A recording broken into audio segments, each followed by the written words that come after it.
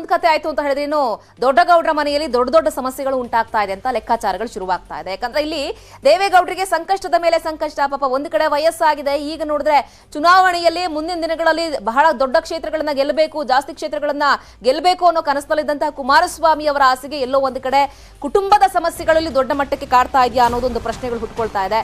So ದೊಡ್ಡ ಮನೆಗೆ ದೊಡ್ಡದಾಗಿ ಸಮಸ್ಯೆಗಳು ಎದುರಾಗ್ತಾ ಇದೆ. ಅದರಲ್ಲೂ ದೊಡ್ಡವರ ಟಿಕೆಟ್ ಇದೆಯಲ್ಲ, ಪ್ರಮುಖವಾಗಿ ಹಾಸನದ ಟಿಕೆಟ್ ವಿಚಾರ, ಸೊ ಅದು ಫೈನಲ್ ಮಾಡೋದೇ ದೊಡ್ಡ ತಲೆ ಬಿಸಿ ಆಗ್ಬಿಟ್ಟಿದೆ.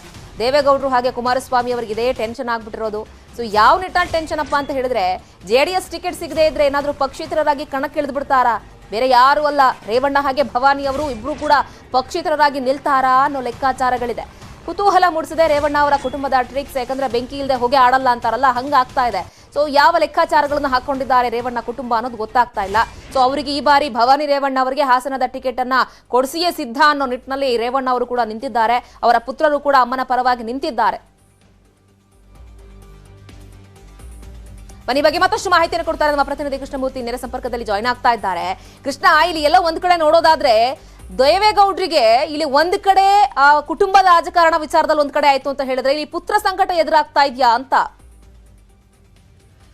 ಖಂಡಿತವಾಗಿಯೂ ಶ್ರುತಿ, ಕಳೆದ 3 ತಿಂಗಳಿಂದ ಕೂಡ ಹಾಸನ ವಿಧಾನಸಭಾ ಕ್ಷೇತ್ರದ ಟಿಕೆಟ್ ಹಂಚಿಕೆ ಗೊಂದಲ ದಿನೇ ದಿನೇ ಮತ್ತು ಒಂದೊಂದು ಸ್ವರೂಪವನ್ನ ಪಡೆದಿರ್ತಕ್ಕಂಥದ್ದು. ಯಾಕೆಂತ ಹೇಳಿದ್ರೆ, ಮಾಜಿ CM ಕುಮಾರಸ್ವಾಮಿ ಅವರು ಹಾಸನಕ್ಕೆ ಸಂಬಂಧಪಟ್ಟಂತೆ ನಾನು ಹಾಸನದಿಂದ ಒಂದು ಸಂದೇಶವನ್ನ ಕೊಡ್ತೇನೆ, ಮಾಜಿ CM ಹೇಳೋ ಪ್ರಕಾರವಾಗಿ ಕಾರ್ಯಕರ್ತರಿಗೆ, ಸಾಮಾನ್ಯ ಕಾರ್ಯಕರ್ತರಿಗೆ ಟಿಕೆಟ್ ಕೊಡೋ ಮೂಲಕವಾಗಿ ನಾವು ಕುಟುಂಬ ರಾಜಕಾರಣಕ್ಕೆ ತೆರೆ ಎಳಿತೀವಿ ಎಂಬಂತಹ ಹೇಳಿಕೆನ ಪದೇ ಪದೇ ಕೊಟ್ಕೊಂಡು ಬರ್ತಿದ್ದಾರೆ. ಆದ್ರೆ ಸುಮಾರು 25ರಿಂದ 30 ವರ್ಷ ಹಾಸನ ಕ್ಷೇತ್ರದಲ್ಲಿ, ಹಾಸನ ವಿಧಾನಸಭಾ ಕ್ಷೇತ್ರ ಆಗಿರ್ಬೋದು ಮತ್ತು ಹೊಳೆನರಸೀಪುರ ಆಗಿರ್ಬೋದು, ಈ ರೀತಿಯಾಗಿ ಕೆಲಸ ಮಾಡ್ಕೊಂಡು ಬಂದಿರತಕ್ಕಂತ ಹಾಸನ ಹೈಕಮಾಂಡ್ ರೇವಣ್ಣ ನಮ್ಮ ಕುಟುಂಬಕ್ಕೆ ಟಿಕೆಟ್ ಆಗ್ಲೇಬೇಕು ಎಂಬಂತಹ ಸೆಡ್ಡನ್ನ ಹೊಡೆದಿರ್ತಕ್ಕಂಥದ್ದು ಇದೀಗ ಒಂದು ಕೊನೆಯ ಹಂತಕ್ಕೆ, ಕ್ಲೈಮ್ಯಾಕ್ಸ್ಗೆ ಬಂದು ಹಾಸನ ವಿಧಾನಸಭಾ ಕ್ಷೇತ್ರ ಟಿಕೆಟ್, JDS ನ ಟಿಕೆಟ್ ಹಂಚಿಕೆ ಗೊಂದಲ ಈಗ ಬಂದಿದೆ.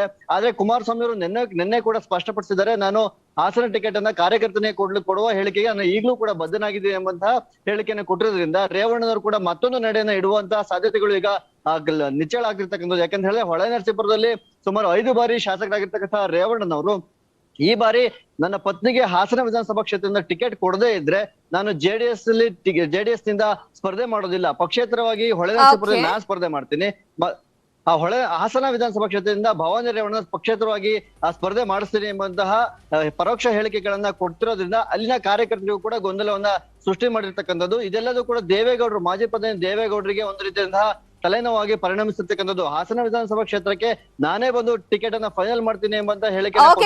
ಥ್ಯಾಂಕ್ ಯು ತಮ್ಮೆಲ್ಲ ಕಂಪ್ಲೀಟ್ ಮಾಹಿತಿಗಾಗಿ. ಕಾದ್ ನೋಡೋಣ.